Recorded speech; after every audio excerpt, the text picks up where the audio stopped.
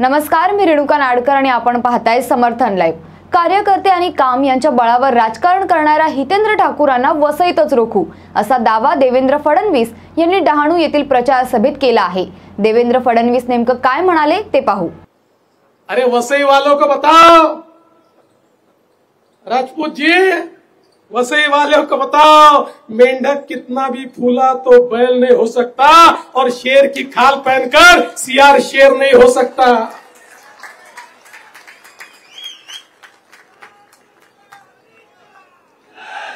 मेरी बात पहुंचा दो उन तक, उनको वसई में निपट लेंगे, डहाणू तक पहुंचने नहीं देंगे।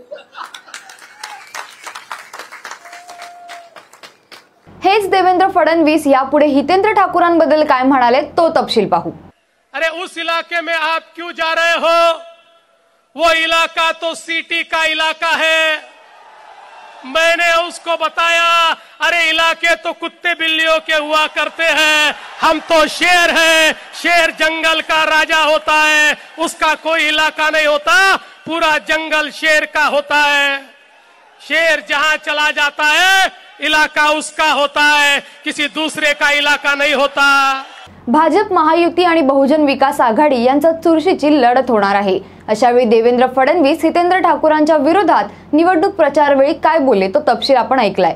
महायुतीतील प्रमुख नेते एकनाथ शिंदे हितेंद्र ठाकूरांबद्दल यापूर्वी निवडणूक प्रचारात काय बोलले तो तपशील आपण ऐकू।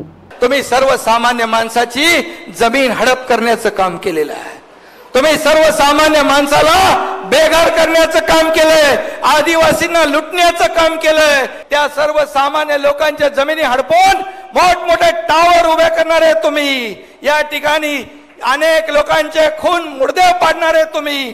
त्यांनी इच्छा व्यक्त केलेली आहे मुख्यमंत्री महोदय, ते ईडीला घाबरत नाही, त्यांची व्हिडिओ क्लिप आहे, सीबीआयला घाबरत नाहीत, ते म्हणाले मी गुंड आहे आणि म्हणून मला जेल मध्ये जायचं आहे आणि म्हणून गेले अनेक वर्ष यांनी लुबाडलंय।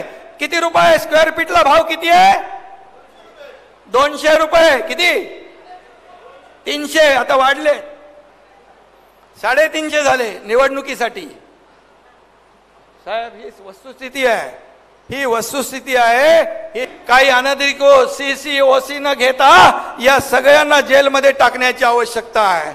आणि खऱ्या अर्थाने हे 350 रुपये म्हणजे हे 350 रुपये कुठलेही टॅक्सचे नाही आहेत, राज्य सरकारच्या तिजोरीत पडत नाहीत, हे त्यांच्या तिजोरीमध्ये पडतात।